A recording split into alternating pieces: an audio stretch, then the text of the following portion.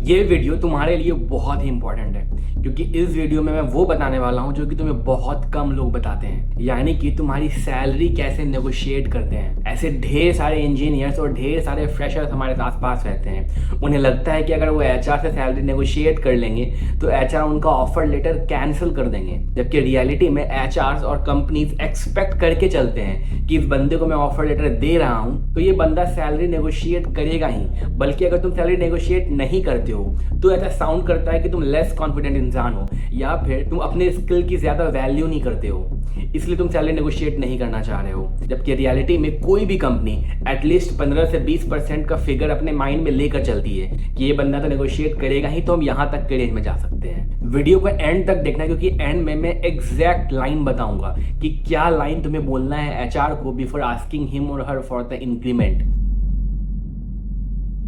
देखो, कभी भी एचआर से सैलरी में नेगोशिएट तभी करते हैं जब तक तुम्हारे हाथ में offer letter, job description, final letter सब कुछ ना आ जाए। ये नहीं कि मैंने इंटरव्यू क्लियर ही नहीं किया है और मैं एचआर से बोल रहा हूँ यार मुझे तो इतनी सैलरी चाहिए। एचआर सोचेगा यार पहले जॉब वॉब तो क्लियर कर लो, फिर वो सब बारे में हम बात करेंगे, क्योंकि सैलरी नेगोशिएशन करना एक बहुत ही बड़ा प्रोसेस होता है। तुम जितने भी सैलरी एचआर को बोलते हो, ऐसा नहीं होता है कि एचआर बैठे बैठे अप्रूव कर सकता है। एचआर को जाना पड़ता है अपने मैनेजमेंट के पास, तो मैनेजमेंट से फिर अप्रूव करवा के लाता है और फिर वो तुम्हें देता है। तो कभी भी एचआर इतने लंबे अप्रूवल प्रोसेस का पार्ट डायरेक्टली नहीं बनना चाहता अनटिल अनलेस तुम एक बार टेक्निकल राउंड क्लियर कर लेते हो। अगर तुम एटलीस्ट 1 या 2 साल भी एक्सपीरियंस हो और तुमने सारा टेक्निकल राउंड क्लियर कर लिया है, देन ट्रस्ट मी सारा पावर तुम्हारे हाथ में है। तुम अगर एचआर को बोलते हो कि मुझे इतना ही चाहिए, देन एचआर को अपने एंड से पुश करना होगा अपने मैनेजमेंट को कि ये बंदे को इतना चाहिए, इसने टेक्निकल राउंड सारे क्लियर कर लिए हैं। अब अगर तुम अनएक्सपेक्टेड नंबर ही मांग लोगे जैसे कि 2x 3x then the amount of salary, then वो फालतू बात है। एचआर उस टाइम ही बोल देगा जा चलो भाई माफ करो मुझे। बट अगर तुम रियलिस्टिक नंबर मांगते हो, रियल फिगर मांगते हो एचआर से, देन एचआर कभी मना नहीं करेगा। पर यहाँ पे सवाल आता है कि अब ये रियलिस्टिक फिगर जो मैं बार बार बोल रहा हूँ वो एक्चुअली होता कितना फिगर है, कितना फिगर मैं एचआर से बोलूँ तो वो कंफर्टेबली बोलेगा कि मैनेजमेंट से बात करने जाते हैं। सबसे पहली टिप कि कभी भी एक राउंड फिगर मत बोलना। फॉर एग्जाम्पल अगर तुम्हें 3.2 LPA की पैकेज दे रही है कंपनी, तो कंपनी से कभी मत बोलो कि मुझे 5 LPA दिलवा दो या 4 LPA दिलवा दो या 4.5 LPA दिलवा दो।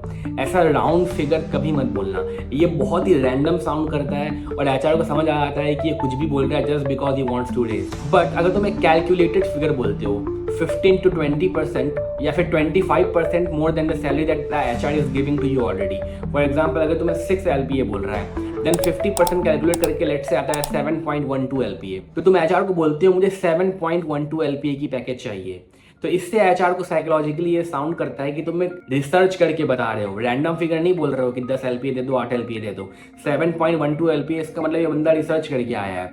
अब वो मैनेजमेंट को जाकर पुश करेगा और बात करेगा। तो जो परफेक्ट लिमिट है जिसके अंदर तुम एचआर से नेगोशिएट कर सकते हो वो है 15 से 25%। अगर तुम्हारी सैलरी 15 LPA से ज्यादा है, अगर तुम्हारी सैलरी 6 LPA से कम है, अब देखो 3 LPA की सैलरी में मैं 5 LPA डायरेक्टली नहीं मांग सकता हूँ, क्योंकि 3 से अगर मुझे 5 आ रहा है that is almost equal to 90%। 3 LPA का दुगना होता है 6 LPA, तो it's almost 90% hike, so they can not give. So जितना लेस सैलरी होता है उतना ही ज्यादा तुम्हें परसेंट में कैलकुलेट करना होता है। तुम 3 का 4 या 5 ऐसा नहीं मांग सकते हो, हमेशा परसेंटेज में कैलकुलेट करके मांगो।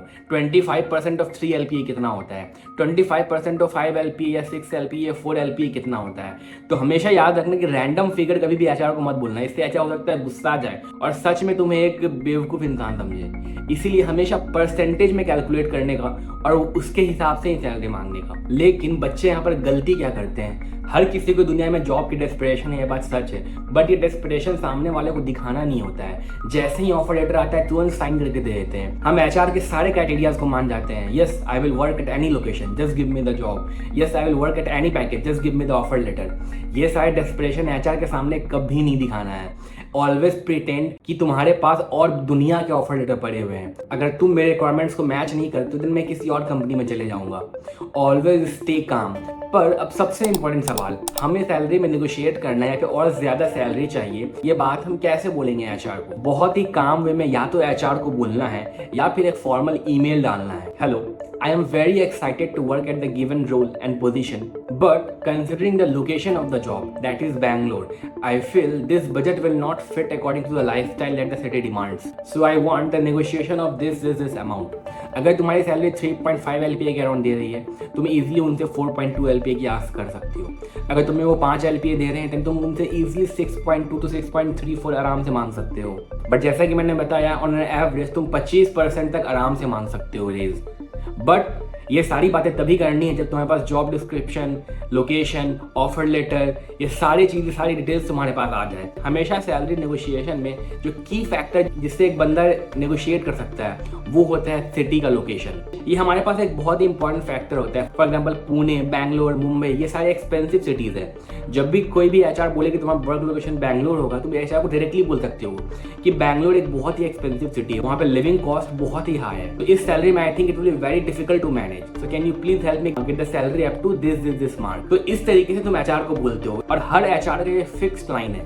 एचआर हमेशा बोलेगा इस प्रोजेक्ट का हमारा बजट है, इतना लिमिटेशन है, इतना ही डिमांड है, इससे ज़्यादा सैलरी हम जा ही नहीं सकते हैं। ये सारे एचआर्स का रटाया लाइन है। वो हमेशा बोलेंगे कि वो बजट के बाहर नहीं जा सकते हैं, बट रियलिटी में वो ईजिली जा सकते हैं। उन्हें बस एक अप्रूवल चाहिए होता है मैनेजमेंट से। बट इस बात को समझो कि एचआर का काम ही है तुम्हें कम सैलरी दिलवाना। अगर तुम 10 LPA मांगते हो 5 LPA की सैलरी में और एचआर 10 LPA अप्रूव कर देता है, देन वो कहेगा एचआर को डांट पड़ जाएगी उसके काम के लिए कि कैसे तुम सबका सैलरी अप्रूव करवाने को आ जा रहे हो।